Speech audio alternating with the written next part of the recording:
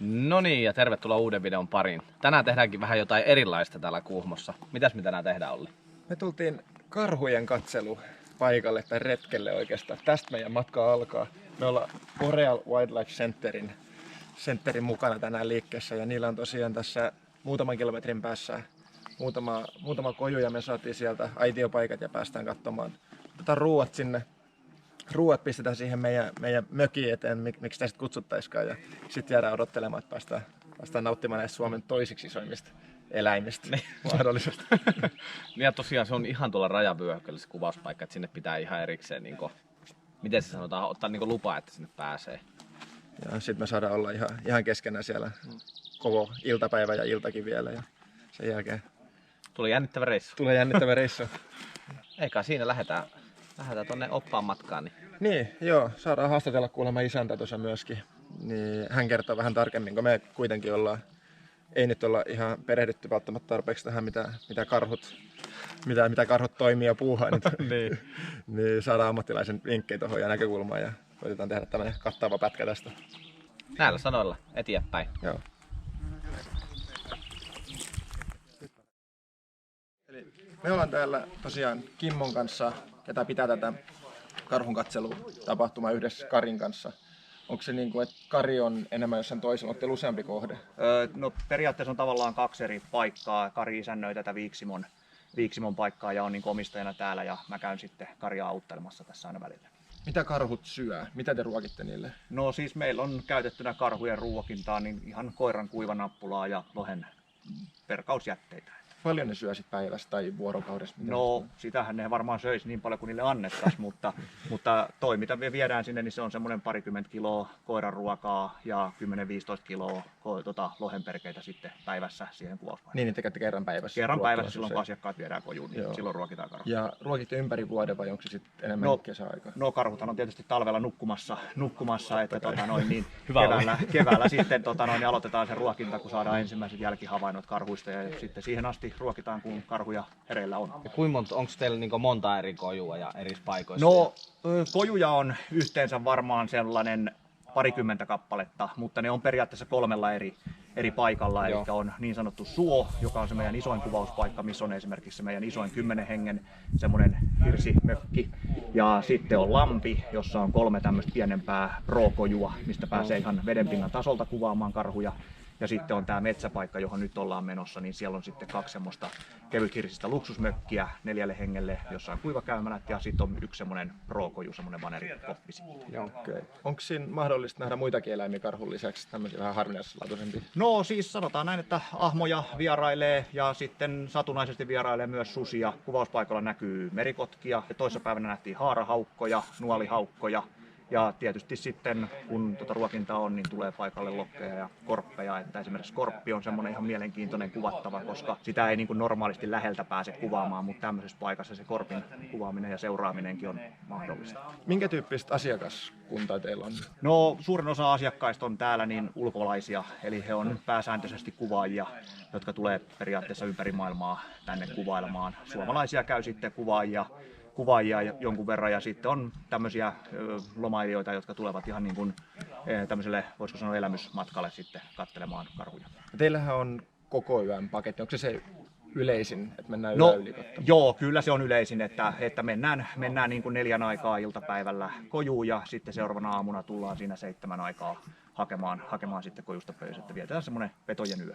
Onko toi karhu niin metsien kuningas, että kun hän tulee paikan, niin muut väistyy alta pois? No kyllä se niin on, että sudet ja ahmat kyllä siinä kohtaa lähtee pois, mutta sitten toki karhut sitten käyttäytyy sen mukaan, mitä on tämä heidän hierarkia sitten, että mikä on järjestys siinä alueella ja näin poispäin. Mistä teillä tuli tämmöinen idea alkaa pyörittää tätä?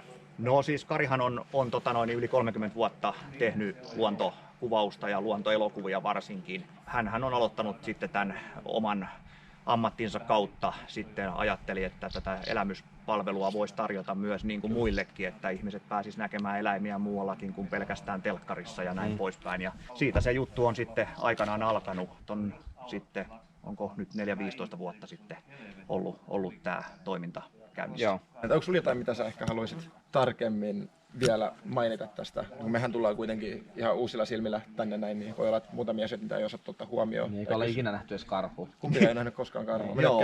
No sanotaan näin, että siis näähän on villieläimiä. Me ei voida taata sitä, että ne paikalle tulee. Tehdään kaikkemme sen eteen, että ne tulisi ja aika hyvällä varmuudella pystytään niin kuin palvelua tarjoamaan. Mutta onhan se niin, että jos sä oikeasti haluat niin kuin villin karhun niin kuin nähdä, niin ethän se on hirmuinen lottovoitto, jos sä pääset sen luonnossa näkemään. Tähän loppuun ehkä vielä kysyisin, onko sä nähnyt karhua ihan luonnossa tämän projektin ulkopuolella? No siis sillä lailla, että täällä kun mä nyt oon aikaa viettänyt, niin mä oon 2 kertaa päässyt näkemään karhun niin kuin sillä lailla, että ei ole oltu tuolla kuvauspaikoilla. Onko samat karhut ollut? No todennäköisesti on ollut samoja karhuja kyllä, mutta että silloin en ole ollut siellä kuvauspaikalla niin kuin varsinaisesti. Että kyllä se aikamoinen lottovoitto on. Että Joo. Loistavaa. Me lähdetään tästä pikkuhiljaa pistämään. Juu, laittakaa kamoja, niin lähdetään 4 sitten katsomaan, mitä sieltä metsästä löytyy. Joo. No niin.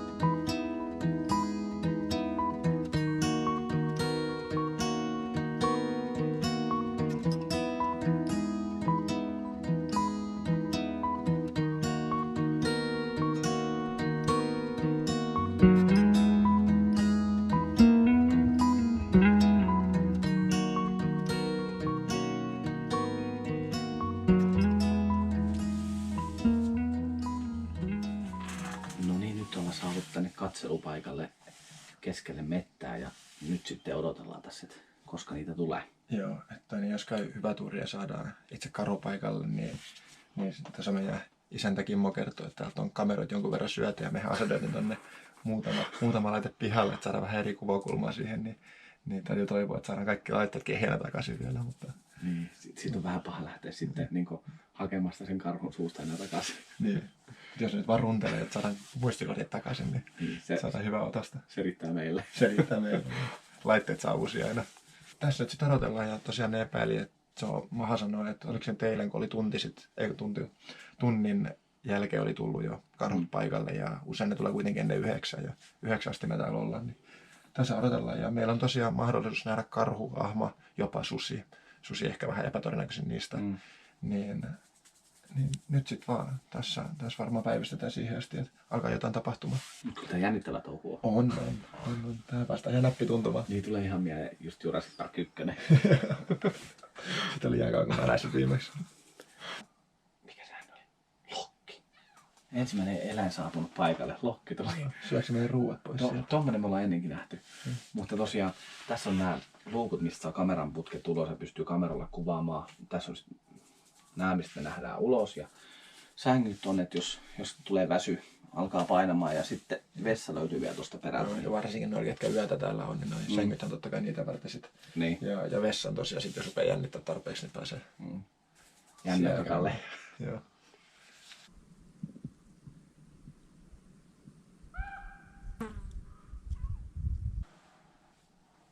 Joo, tosiaan täytyy äänenvoimakkuut hiukan säädellä, että kovat kolaukset on ne, mitkä ajaa eläimet pois ja normaali puhe nyt melkein vissiin toimii, mutta kannattaa siinä varsinkin kohtaa kuulemma, kun ne alkaa tulla niin paikalle. kuiskutella. Niin.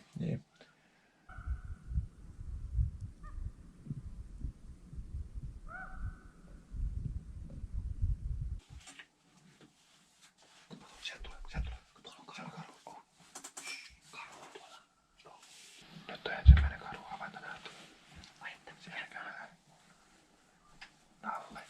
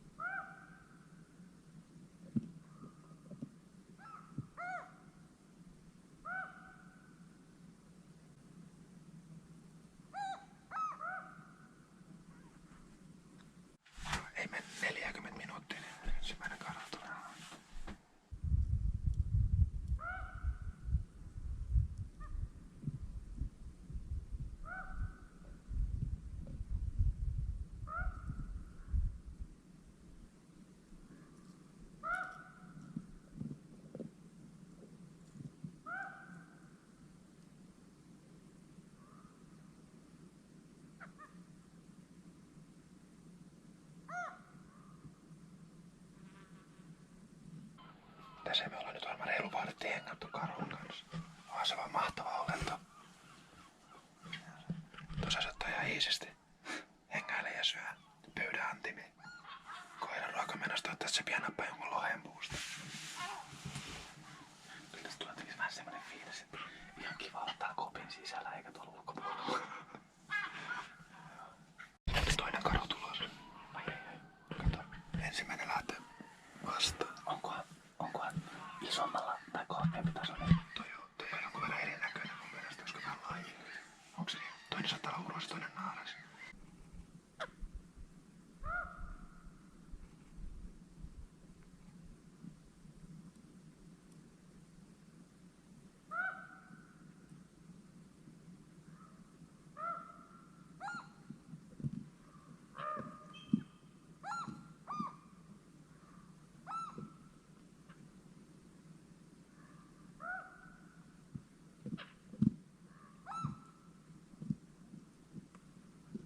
Sieltä tulee yksi nyt tuolta kameran takaa. Ja tuolta vasemmalta toinen.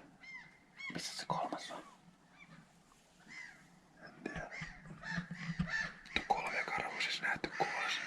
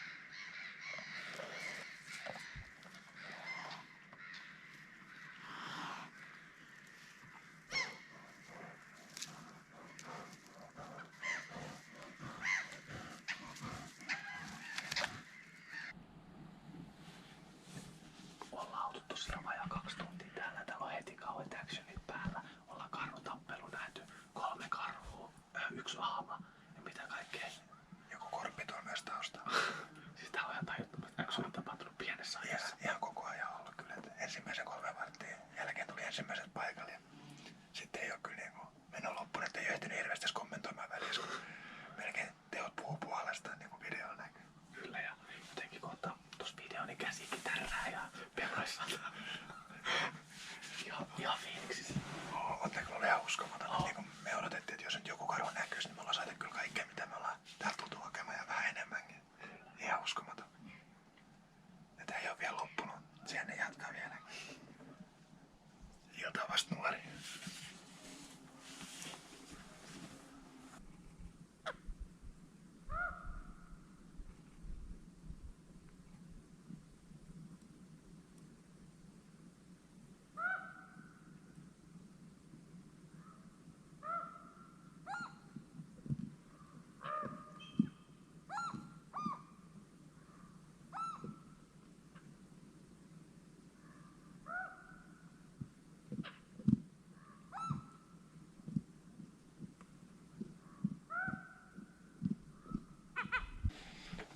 Nyt saatiin 4. karhu paikalle. Tää ei vaan lopu tää toiminta täällä. Meillä loppuu varmaan aika kesken ennen kuin tapahtumat. Tuntuu jotenkin, että tää olisi niinku nyt kaikkein isoin karhu, mitä tässä on käynyt. Joo, toi pikkupoika lähti ainakin saman tien hanemaan, kun tää tuli paikalle. Ei oo hirveästi enää ruokapöydän antimia jäljellä. Ihmekö meidän kamerat on säilynyt vielä hengenä. Aika lähellä oli yhdessä kohtaa.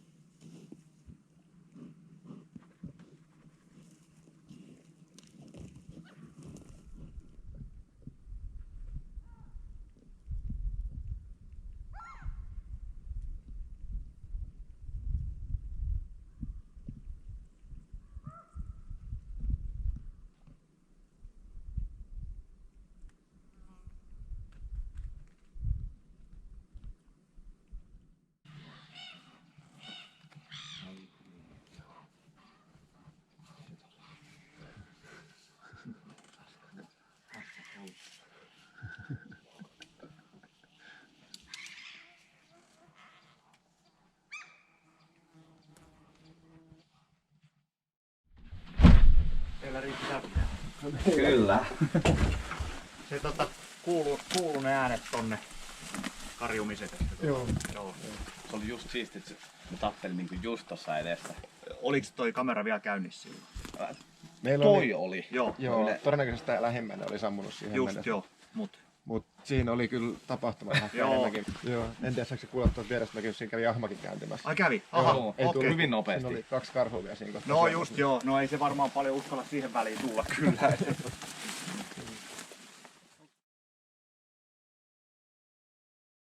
Tähän vielä erittäin tapahtumarikkaan päivän lopuksi, niin halutaan antaa iso kiitos koko tiimin puolesta. Joo, ei mitään. Kiitos kun tulitte ja nyt niin luonto tarjosi tämmöistä erikoista nähtävää Kyllä. luonnosta kiinnostuneille, että täytyy sanoa, että saitte kyllä aika uniikkia materiaalia kyllä. Kyllä on ihan... Et ei ihan niin kuin voi sanoa, että tämmöistä pystyy kyllä niin kuin, ehkä sanotaan, että kerran vuodessa.